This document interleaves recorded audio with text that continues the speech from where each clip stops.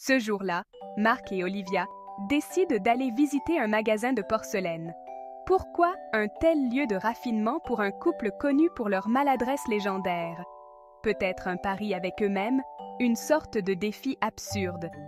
Regardons si on peut passer 30 minutes sans casser quelque chose. Bien sûr, ils n'y vont pas seuls. Toby, leur petit chien papillon, les accompagne. Petit, mignon, un vrai petit ange, en apparence. Dès leur arrivée, Marc fait déjà preuve de prudence. « Fais attention, Olivia.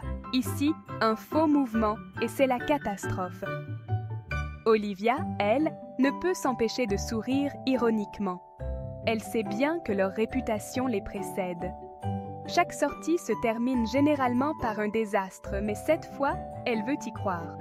Quant à Toby, lui, il explore le magasin avec la curiosité d'un chiot dans une pâtisserie. Les premiers pas dans le magasin se passent étonnamment bien.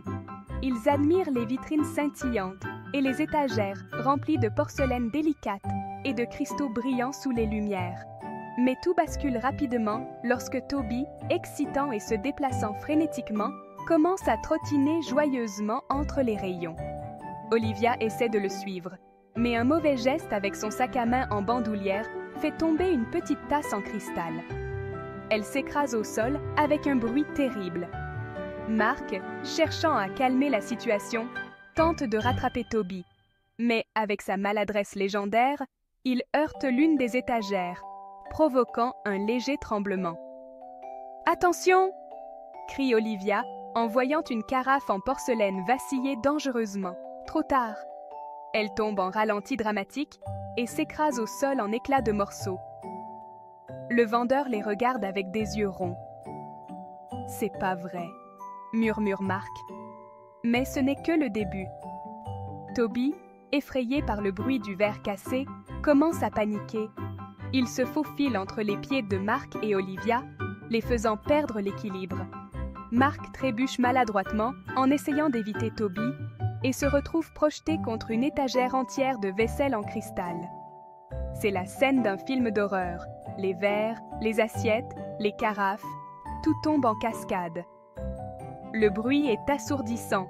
Olivia, en essayant d'arrêter la catastrophe, se précipite pour aider Marc.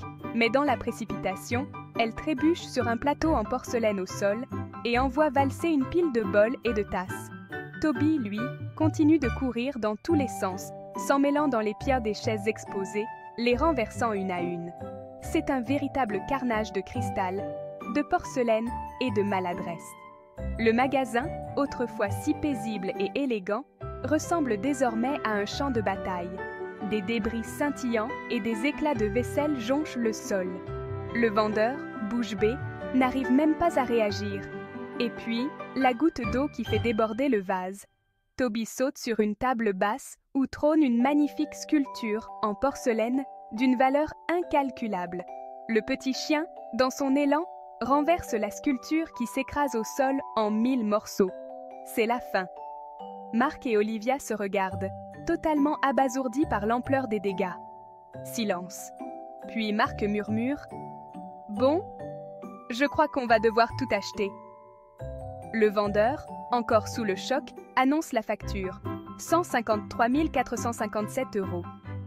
Olivia, en essayant de contenir son fou rire nerveux, murmure « À ce prix-là, on aurait pu acheter tout le magasin ou une villa. » Marc, lui, conclut avec sa phrase habituelle « La prochaine fois, on reste à la maison.